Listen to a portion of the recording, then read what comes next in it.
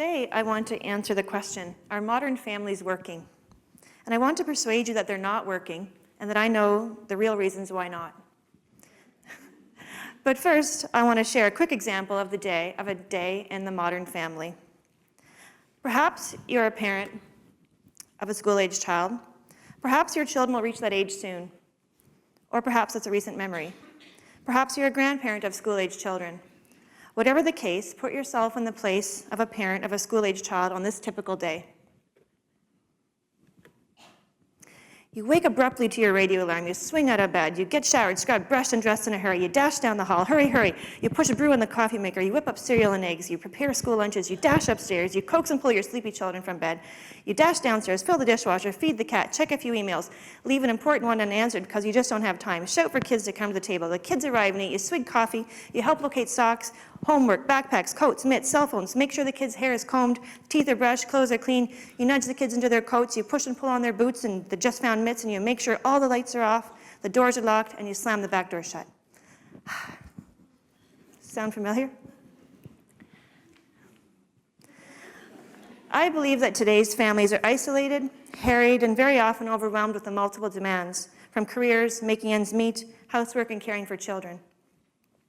I also believe that the family, but especially children, are suffering for it. Statistics Canada data tell us that a quarter of Canadian children have developmental delays at school entry that will likely haunt them throughout their school lives and affect their career success. Behavioral and emotional problems are rampant in children, and way too many children are medicated for ADHD. We don't even know the long-term effects of this treatment, but early data tell us that it's not so good to be on ADHD medications over the long term. For parents, postpartum depression affects 15% of mothers and 10% of fathers. That's between 1 in 7 and 1 in 10 new parents. My own research has demonstrated that depression never really goes away for many women, with symptoms persisting at least over the next 12 years. And it doesn't end there. Suicide rates in the elderly are on the rise. In Canada and the US, elderly men are the #1 suicide risk today. And I believe that all these factors come from the same underlying cause. But to really answer the question, are modern families working, we have to think about what families are for. I think it's pretty clear. Families are for raising and nurturing children, mainly, but also for supporting all family members to have good lives. Families meet our deep-rooted, ancient need for social affiliation, and I call this family type family version 1.0. In prehistorical times, you didn't survive alone. Groups provided strength in numbers against the vast threats to survival. Over time, our brains evolved to make sure that we stayed close to loved ones, the ones who helped us to survive. It happened this way. Humans that affiliated and stayed close to the group or tribe survived to pass their genes on to us. The loners were much more likely to perish in the cold due to predation by animals or from hunger. They were much less likely to reproduce in any case, so they didn't pass on their loner genes. So I guess really loners aren't that sexy. So for the rest of the survivors, social affiliation becomes more and more deeply embedded in our genetics, our deepest physiological impulses and our behaviors. And over time, to be alone and apart from the group becomes stressful in and of itself. Families serve the dual function of reducing our stress associated with aloneness. It's programmed into our very genetic code for how our brains and bodies develop and mature. And families provide group members with the loving attention each of us needs to survive and thrive. We know children's brains do not develop well when deprived of loving attention from group members, and we call this neglect. Like untended, unwatered fruit, neglected children and neglected children's brains wither on the vine. Adults deprived of social support in the face of stress will struggle too, not just mentally, but also physically. Neuroscience has shown us how stress, faced alone, without loved ones, plays havoc with our brains and our bodies. Not only mental disorders, but common physical ailments like diabetes and heart disease are linked to stress in the absence of support from loved ones. It's worst of all for the adults who are faced with too much stress and not enough love and attention in both childhood and adulthood. Loving adult relationships can help overcome a lot of the problems of childhood, but not all. Today, without predators and other threats, we remain the product of our evolution. We need each other, not for survival, but for good lives. Families that love and nurture each other help make sure that all family members reach their potential and contribute to society. Cared for family members are less likely to suffer from chronic diseases that affect productivity. Families that work are the social engine of society. Families that work ensure that children grow up to be financially independent, contributing citizens. Families that work ensure that children grow up to find a life mate and ideally have their own children, who will also grow up to be financially independent, contributing citizens. Success today means paying taxes and ultimately contributing to a country's wealth, the gross domestic product. And when family members have grown old, families that work, families that love and care enough about their elderly will look after them into their old age. When you've been cared for so well by someone, how else could you leave them all alone in their old age? When they were there for you reliably over the years, how can you return their kindness with indifference? And families that work think in these terms. So, I told you how we evolved in groups. Anthropological data suggests we lived in groups of 20 to 30 extended family members. Classical, past family version 1.0 families also had many more children because child mortality was very high. Until recently, children were cared for by parents, supported by extended family and siblings. Clearly, today's families of 1 or 2 parents caring for 1 or 2 children are a historical anomaly.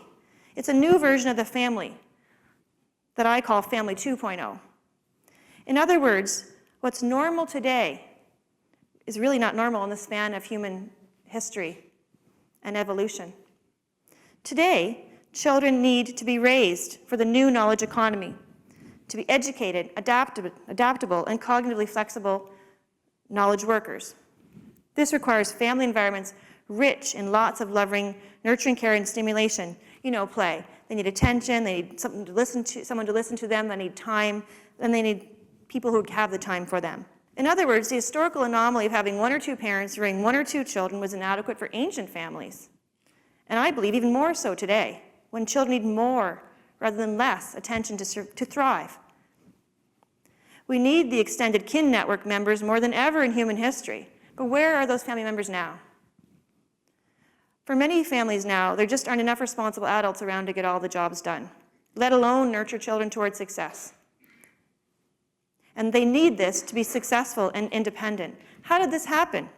And I think it began gradually, as early as the colonization of North America. Families were split as some immigrated and some stayed, and family and social isolation became the new normal. But by far, the biggest event that contributed to the modern family of 1 or 2 parents caring for 1 or 2 children was likely the Second World War. When soldier husbands and fathers went to war, women became accustomed to parenting alone, to working to support a family alone. When the war ended, the boomers were born and were held up by their parents and later themselves as the greatest generation. Boomers were born to parents who had been through hell and wanted nothing more than to forget and live the rest of their lives in pleasure. Of course, they wanted their children to have pleasurable lives and to create a new world of peace, love, and harmony. And this attitude spilled over to their adored children, who learned the lessons well. Live for today. Other modern advancements certainly contributed, like birth control. With birth control, you now have free love, no strings attached. Taken together, so many birds sing the same song to a generation of baby boomers. Live for yourself. Live for pleasure, become the me generation. And I just have this quote from Wikipedia. The baby boomers born during the 1946 to 1964 baby boom were dubbed the me generation by writer Tom Wolfe during the 70s. Chris Lash was another writer who commented on the rise of a culture of narcissism among the younger generation. The phrase caught on with the general public at a time when self-realization and self-fulfillment were becoming cultural aspirations among young people who considered them far more important than social responsibility. The boomers also enjoyed a prolonged period of economic prosperity, enabling them to sell for wealthy retirements and continue to enjoy the fruits of their labors, thankfully removed of responsibility for their families. Not so much for their children. Unlike the boomers, who generally found work and were able to enjoy relative prosperity, their grown children, in the shadow of the boomers, today must typically move for work and far away from their families. In Canada, everyone knows of the countless families who have left grandparents behind in the Maritimes or somewhere in the east for greener pastures in the west. But it happens everywhere. Rural communities are emptying out to grow today's cities in today's knowledge economy. It's the new normal. Now, the boomers' grandchildren learn the lessons well from two generations. Grandparents who live for themselves and parents who move to make better lives for themselves. No surprise, we now have the millennials, also known as the me generation, or the second greatest generation. Take your pick. Whatever the name, it's not getting any better. It's getting worse by all accounts.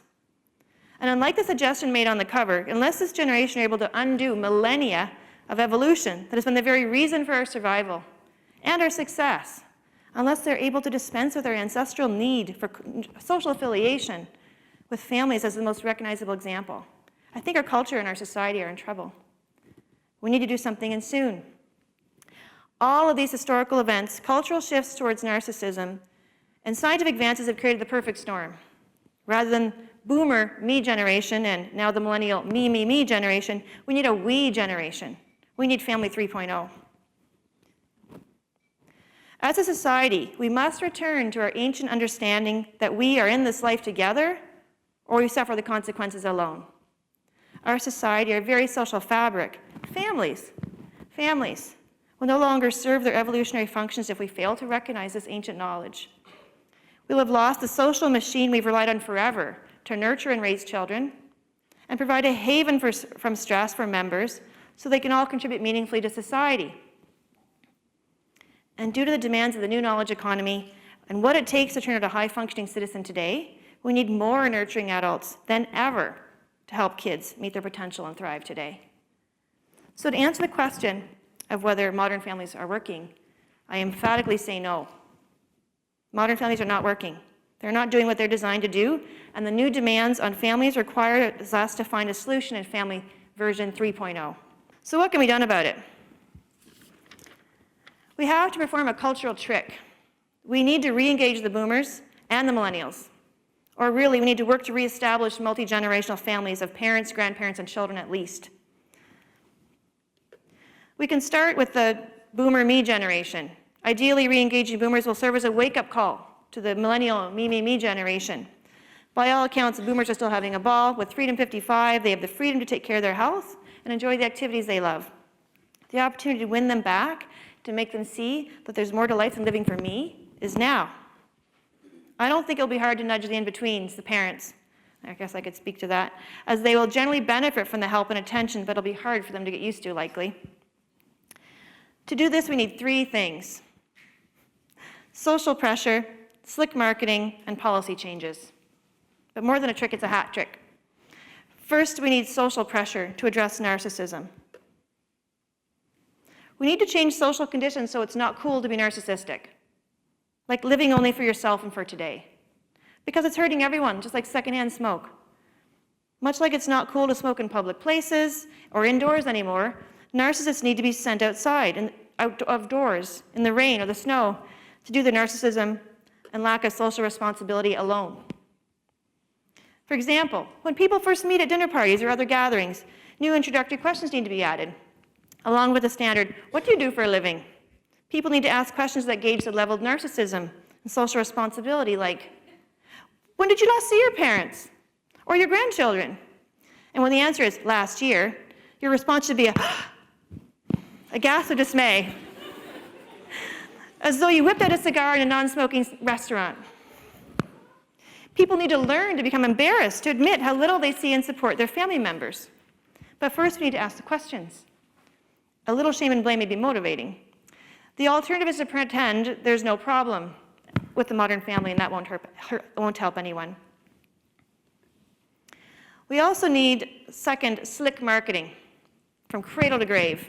We need more than public health campaigns. We need marketing campaigns like McDonald's. We need the expectation of family members being there for family members woven into our social fabric.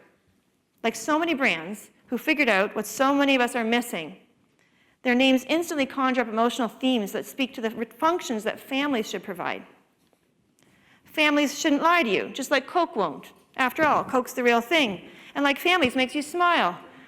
Or McDonald's, you deserve a break today. Or I'm loving it. The notion of your family should conjure up similar responses. Families today need a slick marketing campaign.